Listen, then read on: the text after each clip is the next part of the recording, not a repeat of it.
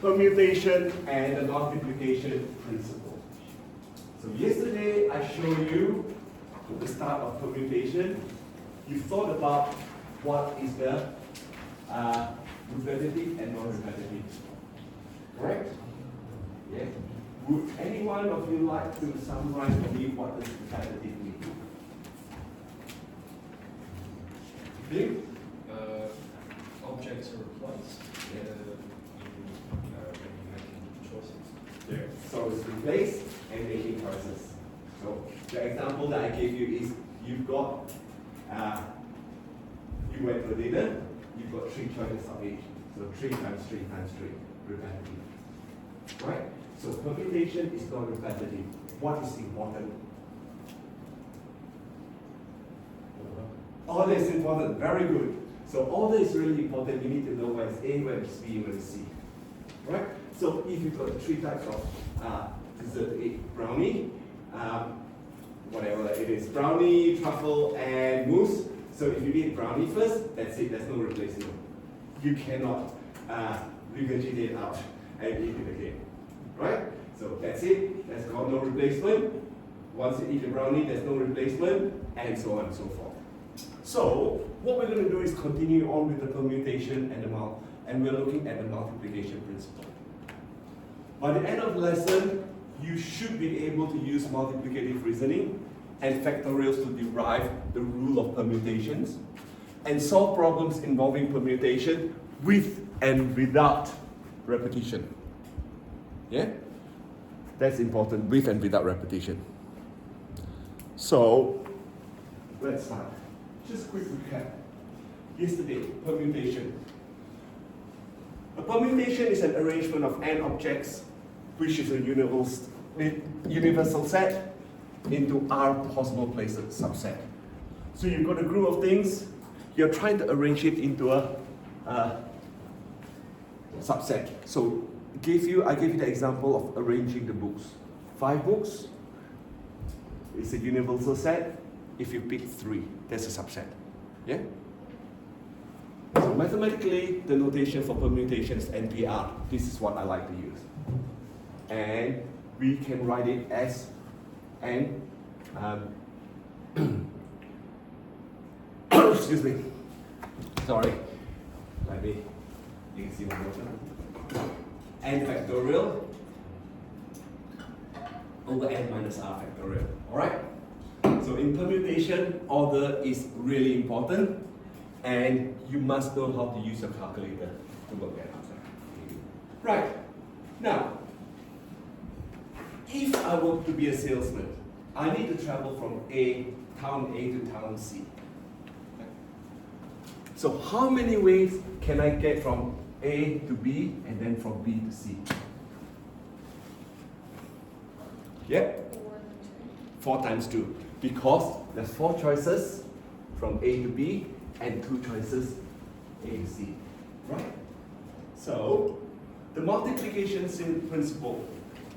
If there are n different ways of performing an operation, and for each of these, there are n different ways of performing an independent operation, then there are n times n different ways of performing the 2 operations in succession. So in this situation, you've got 4 ways from A to B, and then you've got 2 ways from B to C. That's 8. Now, the word independent is important. This is independent of that. Yeah? Think about the word independent. You can choose root 1, root 2, root 3, root 4, and then A and B. But either one. From A to B, I can choose anything. B to C, I can choose anything. It's not influenced by that. Agree? So 4 times 2. Now, I'll give you a couple of minutes, a couple of seconds to write that down.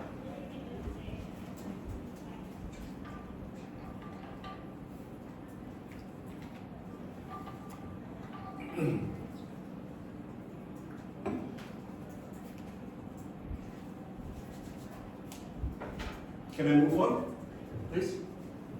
Yeah? All right, doesn't matter. I'll give you time.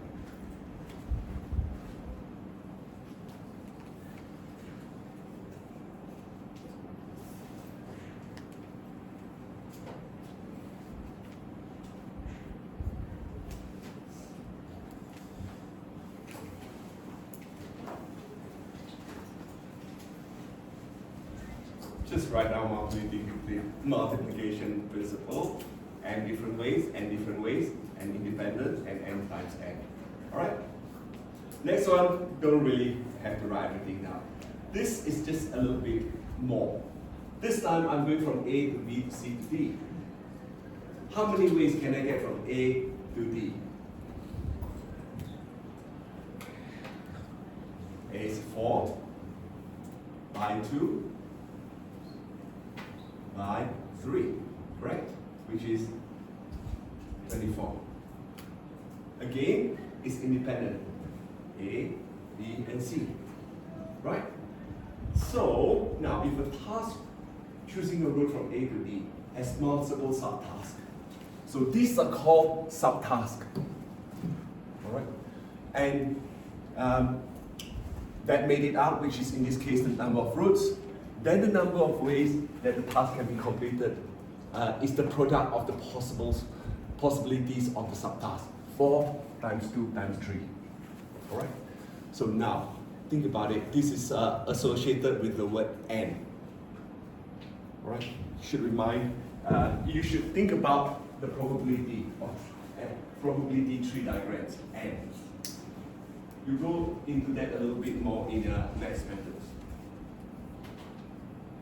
I'm going to start off with example 1.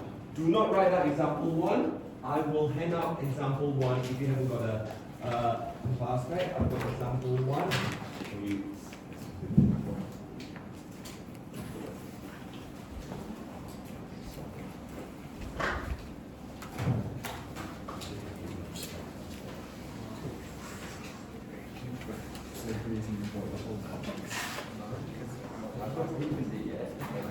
I just kept it.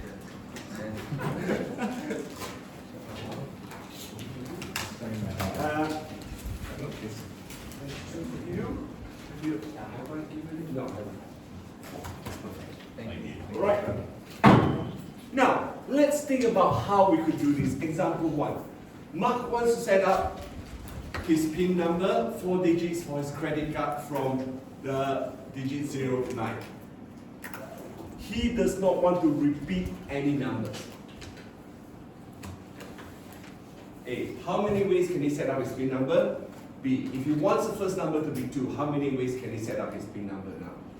Alright, let's have a look at the question. What I've done is I've highlighted the important information.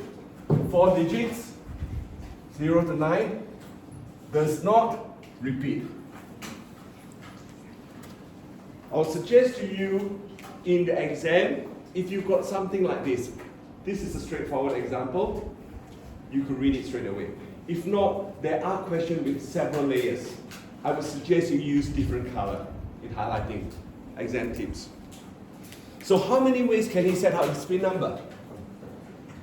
All right, what I would do is, with A, I will put down 4 dashes to represent the 4 numbers. You can use 4 boxes, 4 dashes, or whatever is up to you. All right? I looked at it, I understand straight away it is. You're looking at 4 numbers. So the first one, if you choose, it says that there's no repeat. You can choose 9 numbers, then 8, then 7, then 6. Correct? There's no repeat. So if it is repeat is 9 times 9 times 9, right? 9 to the power of 4. If not, it's 9 times 8 times 7 times 6, which is 3024. You can either do it this way with the dashes indicating how you're going to fill this, or if you like, you can actually use N3R. This. Oh, yes, including 0. Sorry, it's my fault. It should be 10, 9, 8, 7. It's my fault. Told ya. I made mistakes. Alright, I'll sort that out. You should have 10, 9, 8, 7. Thank you for picking it up. Always do that. Alright? So it's 10 times 9 times 8 times 7. Obviously, I forgot a 0. Or you can use the NPR, which is 10P4 rather than 9P4. Alright, therefore I'll change that before I upload this. This should be 10P4. Happy with it? Alright, now the next bit. If he wants the first number to be 2, how many ways can he set up his pin number now? Again, this time, I'm going to draw 4 lines, 4 dashes. Alright, this one, what is the choice? How many choices does he have? 1, because he wants it to be 2. I use the red color to make a distinction, that's all. 2, and then you've got, alright, this should have been 9 times 8 times 7. Again, it was me who made a mistake. 9, 8, 7. Yeah? Because one number is fixed already. That number is fixed, so there's only one choice. It is affecting the rest now. You've got 1, you've got 9, and then 8, and then 7. Because once you've picked 2, you cannot select 2 anymore. But you've got 9 other numbers. When you pick 9 other numbers, you've got 8, and then 7. Are you all happy with that? Yeah? Yeah? In the permutation formula, would that mean that n is 9 and then the r is 3 now? Yes, that's correct. So it's 1 times 9 B3. Yeah, thank you. That's good. Alright? So I will correct the mistake of this slide before I upload it. It is a very easy mistake to make. Alright, next.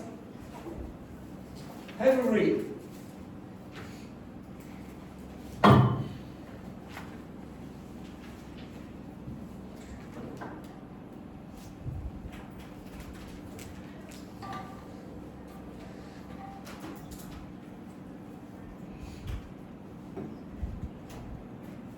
Alright, so bag A contains 26 alphabet tiles and bag B contains the 10 numerical tiles, 0 to 9. I hope I didn't do the same mistake again for this question, alright? 6 tiles are first drawn from bag A and placed on the table in the order they were drawn. And then 4 tiles are drawn from bag B and placed in the order they were drawn, making a 10-digit alphanumeric code. Use NPR notation and the multiplication principle to determine how many possible codes there are. Now, bag A and bag B, are they independent? Yes. Yeah. Good. So you know that you can choose bag A and bag B. See, this is how I interpret it. So what I've done is, I have 2 colors, way of me answering question. This related to bag A, this related to bag B. Alright? So make life a little bit easier for yourself. Use something that you're familiar with. Then, again highlight that same color because it's all bag B, bag A. Right? It's just a technique of answering question. And then, how many tiles are drawn from bag B? Yeah? Happy with that? How I interpret the question. So I look at bag A, I wrote it down. 26P6, which is this. Once you select it, you cannot change it anymore. Yeah? You need your calculator for this. Everyone okay with this? So from bag A, I'm selecting 6 tiles. I've got 26 alphabets, A to Z. And I'm selecting 6. 26P6. Yeah? You can, of course, you can use 26 times 25 times 24 and so on and so forth. It's up to you. I don't mind. In the test or exam, it's up to you what you want to do. Bag B, I got it right this time. 10, I picked 4. So, what's going to happen? Multiply or add? Multiply, because they are two independent subtasks, correct? A is independent from B. Selecting A is independent from selecting B. So therefore, possible codes is just that. Now, this is the exact or approximately 8.35 times 10 to the power of 11. I would probably prefer you to write that than in a scientific notation. You know the exact numbers.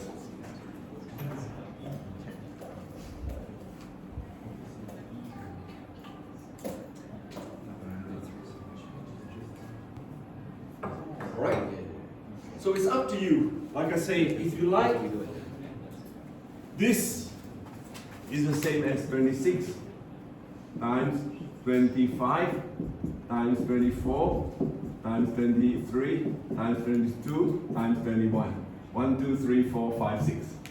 Okay, it should give you the same answer. Or use 26p6. I mean, I know myself, if I do it this way, I'll probably miss one number again.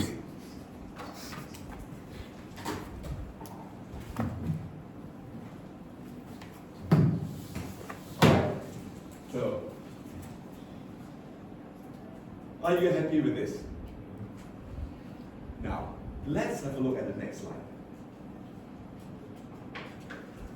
So this method of counting technique can also be referred as multiplicative reasoning. Dashes are used to represent the number of subtasks. So you can use dashes if you like. Yeah, like what I did. And the numbers on the dashes represent the number of options per task. So this one, I did it slightly differently. This one, I actually wrote the 2 there to make sure that whatever. But in fact, I can just use 1 times 9 times 8 times 7. Right? You don't actually have to show that. Happy? Yeah? That is just one extra step that I showed. But you don't need to do that. So the product is then calculated. Now, the next one, the last example today I have for you is actually a tricky one.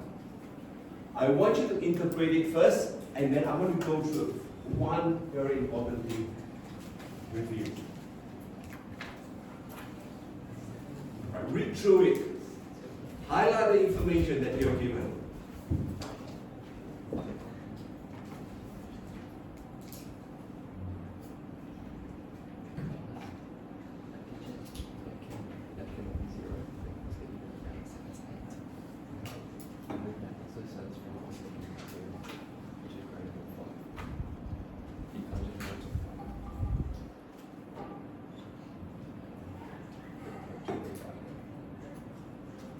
This is a very interesting question. I think this question deliberately.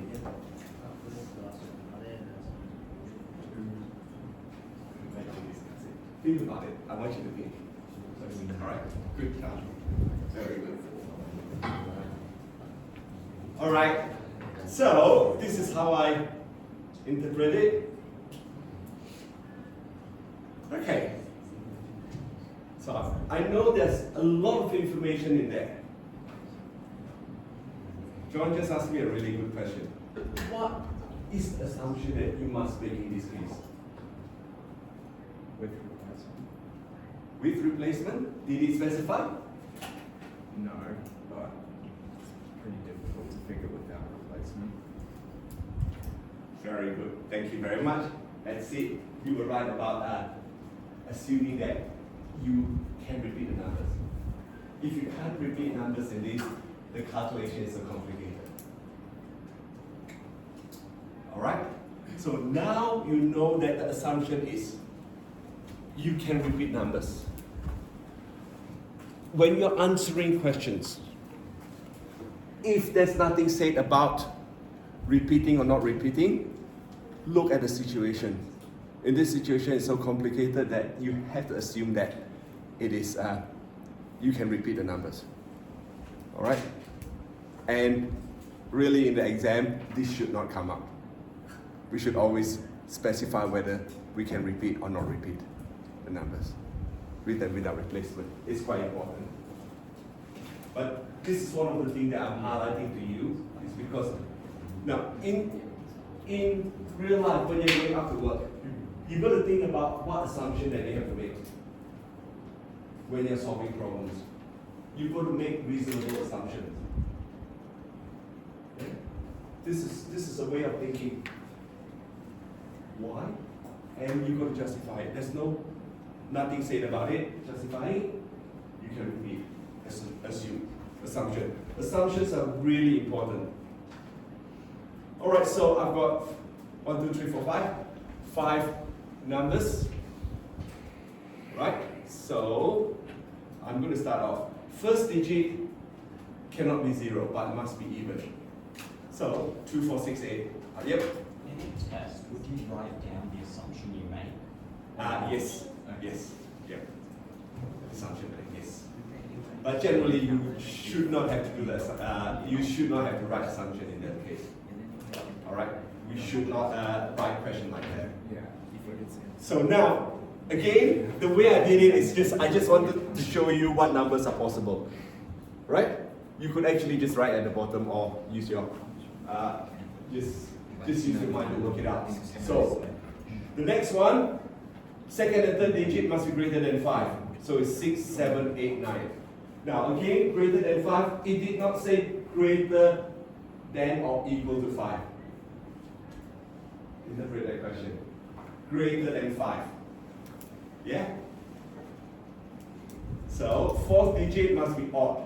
So it's 13579, and the last digit must be either 1, 8, or 9. Right? So these are the numbers that I indicated to you that could be used. But in fact, you don't have to write this down if you don't want to. It doesn't really matter.